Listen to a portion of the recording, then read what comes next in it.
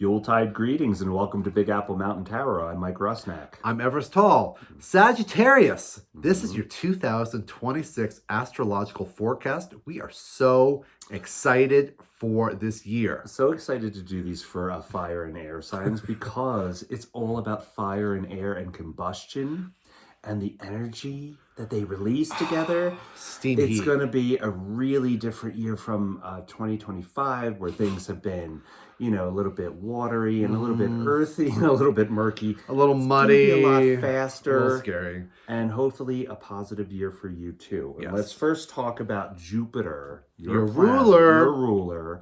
Will enter 2026 with Jupiter in retrograde in Cancer, where it's been doing a lot of digging for empathy, right? Empathy. And Reflecting. Cancer is the fourth house. This is your home. This is your core. This is also your ancestors. This is where you come from. Jupiter's in retrograde. Perhaps till March 11th. Till March 11th. Perhaps you're having dreams of distant and faraway lands. Perhaps your ancestors, let's be cheesy because this is an astrology channel. Perhaps your ancestors are speaking to you in your dreams and directing things. Perhaps. Yeah, so we enter 2026 with Jupiter in retrograde. We'll close 2026 with Jupiter again in retrograde from December 13th till April 13th of 27. Got it. So just box that off. Got it. You have 2 full moons this year. Because you're extra special. Yeah. Yeah, but one of them you you and Capricorn share. All right. Yeah. So May 31st, you have your full moon, and then June 29th, another full moon, which will quickly move into Capricorn. Your new moon happens on December 8th of 2026. Yes. Your eclipses, Uh-huh. or the eclipses. The eclipses. And where they represent for you in what house. February 17th, there's a 29-degree Aquarius solar eclipse. And that's your third house position. That's going to be pretty good for you because third house is represented by Gemini, which is the lower octave of you. This is like a lot of communication and talking. This is talking with friends. Aquarius is Bubbly. It's very bubbly. Aquarius is not just friends, but it's networks, it's goals, it's business goals. This is a great time to get out there and meet people. Short little trips. Yeah, short trips. Take little short business trips. So that's February 17th, solar eclipse in Aquarius. March 3rd, a lunar eclipse in Virgo, representing your 10th house. So that is about your job. Your job, your emotions. Moon is emotions. It's also the public. It's how people see you. It's your 10th house. So this could be a radical change in your career or how you're perceived in the public, how you perceive yourself and what you do in the public. Maybe you are reconsidering your whole idea on what you do. No good deed goes unpunished, I guess. August 12th, there is a 20 degrees Leo eclipse in your 9th house. Yes. So that's about your faith. Yeah. And about your higher learning. This is trining your energy. This is a helpful energy. This is your cosmic friend Leo helping you out. It's mark this day, August 12th, on your calendar. It's a big day for faith, for what we believe in, concepts of what we believe in, Your also own higher sovereignty. education. Your own sovereignty. This could be a graduation of some sort from an educational task you're doing, or this could be even a opportunity to get something published out in the world, perhaps even in a different language if you're a writer, or we're all online, but if you're online, this could really be a good push for you. This is a great day of faith. Yeah, and this is going to be a year of thinking far outside the box as far as online and digital. August 28th, you have a lunar eclipse at 5 degrees of Pisces in your 4th house. So this is about ancestry, home, security, nurturing, core stuff, family. The way we nurture ourselves, the way we care for each other. This is the house that represents mother, how we mother ourselves in the world. And this is a lunar eclipse, which is emotions. So how we feel about the world and how we care for our friends and loved ones. And everything is shifting into fire and air, Oh, yeah. starting with Neptune on January 27th, moving into Aries. That's your 5th house position. And then it will be joined by Saturn on Valentine's Day. Yep. Both of those in your 5th house position. All right. Yeah. This is huge. Yeah. If you're creative of any kind, and what human is not creative? This is your 5th house of joy, creation. This is the happiness you get from having children, from art projects, from hobbies. Saturn is going to bring some stability there, but it's not going to be so bossy and domineering. But Neptune, It's going to be about working really simply. Yeah, You know, practical. Like children. Yeah. Yeah, simple, practical. Neptune is the dream. It's the big idea. It's the fantasy. Neptune is pushing us forward, and Saturn is there to give us some stability to make the dream real. Show me the architecture of my dreamscape. Show me the architecture of my dreamscape. It sounds cheesy. But it's not cheesy. This is a great time to get a project out, to start a project. Saturn, he wants you to slow things down. And Neptune could be giving you a lot of crazy ideas, but it's going to be a practical, creative solution. And it kind of sets up the whole year, hopefully with a lot of happiness and joy. A lot of happiness and joy. Your ruler will be in Leo starting from the 1st of July. In July, Jupiter will oppose Leo, which could be a little bit. Well, it's going to oppose Pluto. I'm sorry. It's going to oppose Pluto. That's what I meant. Yeah, Jupiter is going to oppose Pluto for a brief moment in July. Pluto is in your 2nd house. That is your money. That is values. There could be a dicey time in the summer. So be... But for the rest of the time, it will be trining to Saturn and Neptune. It's helpful. It's super helpful. Yeah. But just for a couple weeks creative, in the summer... It's positive overall, but just in July... Pace yourself. Yeah. Pace your pocketbook. It might be a little dicey for a second.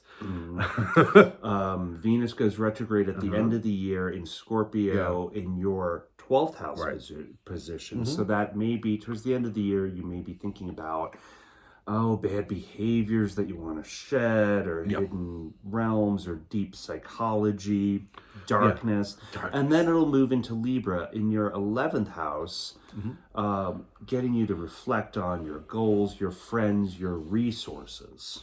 So Venus is lovely. Venus wants everybody to get along. Venus wants everyone to merge together. It's a beautiful artistic energy. It's going to be going between Scorpio, kind of dark and weird, and into Libra, wanting to balance. So this is going to give you a balance in your psychology. The 11th house, which is Libra for you, it's harmony. It's getting along with people. It's legal matters also. Venus in Libra, resolves a lot of legal issues with the group collective, and also our goals.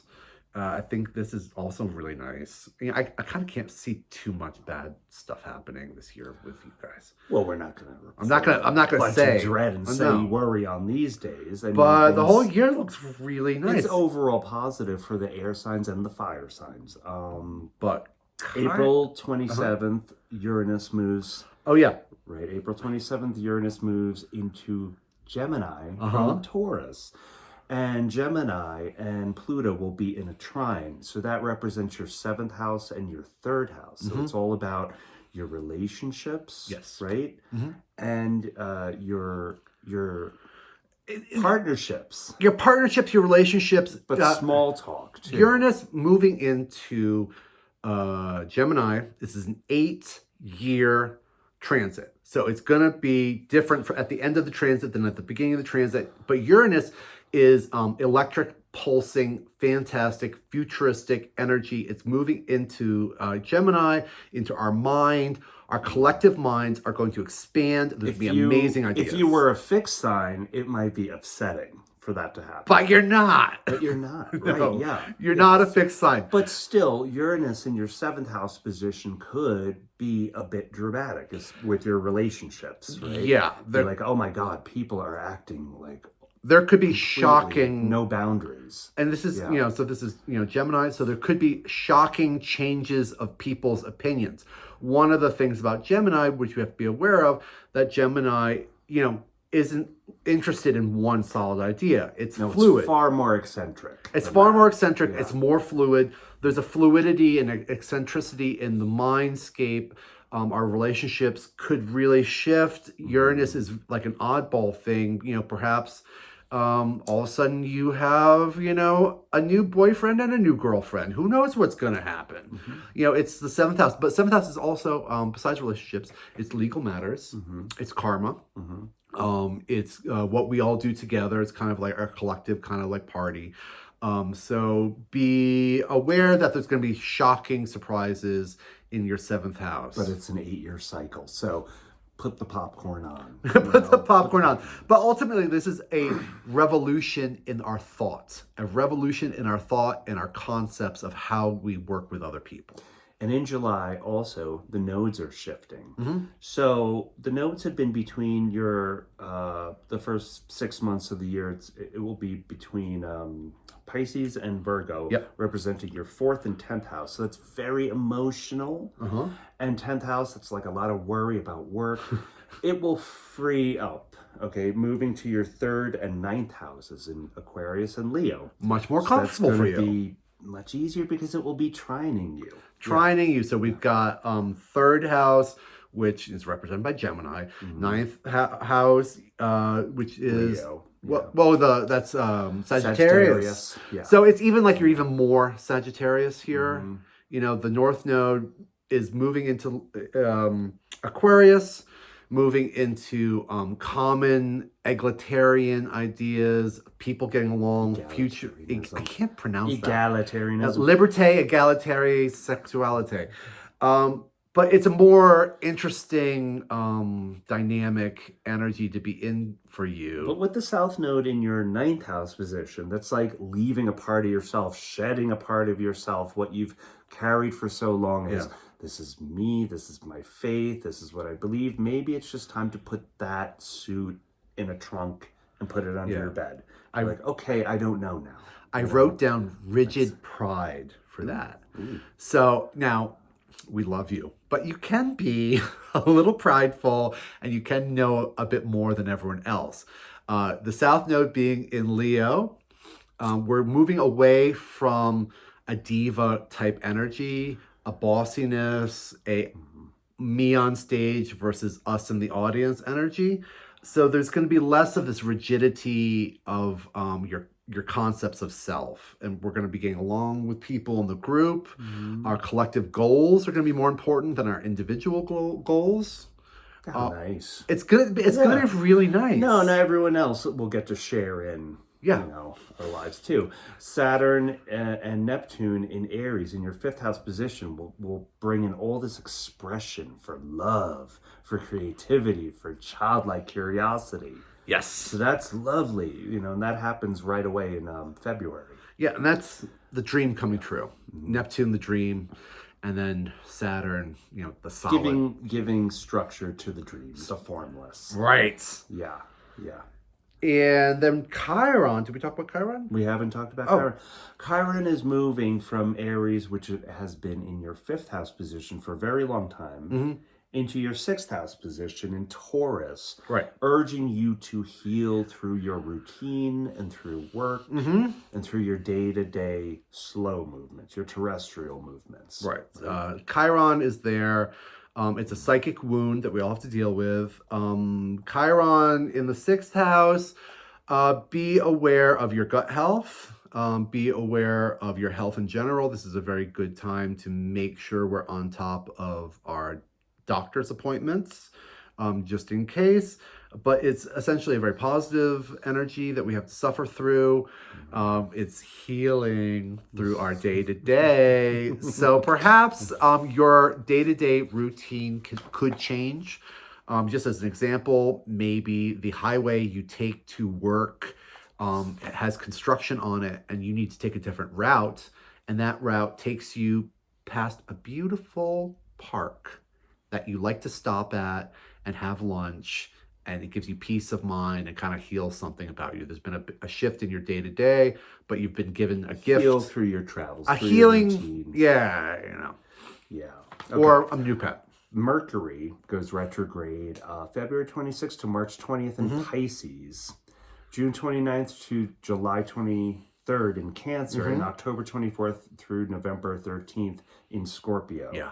So this is a time to recalibrate between your heart and your head. Right. Yeah. So those are all water All sounds. emotional signs. Those are all water signs. That has to do with emotions, it has to do with empathy, it has to do with compassion, it has to do with the fluid that humans are all together in. We're all together, we're having a lot of good times, we're having a lot of energy with each other, it's a celebration. So those emotions and the way we're thinking about our emotions is going to help this all along. Use these rest periods of retrogrades to really just heal and check in with yourself, because it's going to be a fast year. It's a fire horse year. We're moving from a wood snake to a fire horse. Yeah. And the wood snake's been a little, it's been a little... we've had to suffer in silence throughout this last year. Well, it's been like we can't really bring this to anybody. And this is why we're so excited. Yeah. So the snake, snake's quiet and he kind of wiggles around. He detoxifies. I wonder who this could be. I wonder who this snake could be. Yeah. But the snake's, I'm not going to say dead, but the snake's done its job. And now it's a fire horse year. It's a fiery, galloping, forward, momentum, projective energy. The horse is galloping. It's running through the landscape. It's not just running through the landscape, but the landscape is changing, and the horse is so intuitive on what its actions are that it is changing its pace and changing the way it's running. There's so much positive energy to harness too, because it's all trines and sextiles for the fire and the air signs. Use it. But now a warning. Now a warning? Now a warning. Rest. Fire, air, energy. This is why we enter 2026 with Jupiter in retrograde. Right. Take this rest. And Pace when you yourself. end the year with Jupiter in retrograde, take that rest. Pace yourself. Pace yourself. Also pace yourself with your relationships, because you do have a lot of stuff going on in your 7th house. Pace your actions in relationship to other people. We're all together. It's not just you in the world. And just kind of like calmly go through the year. It's going to be an amazing year, a really creative year, a super expansive year, but there could be burnout from all of this fire. And all of the air Uranus in Gemini. It's going to be flipping our perspective faster than we could even harness. The year's going to feel completely different to anything we've ever expected before.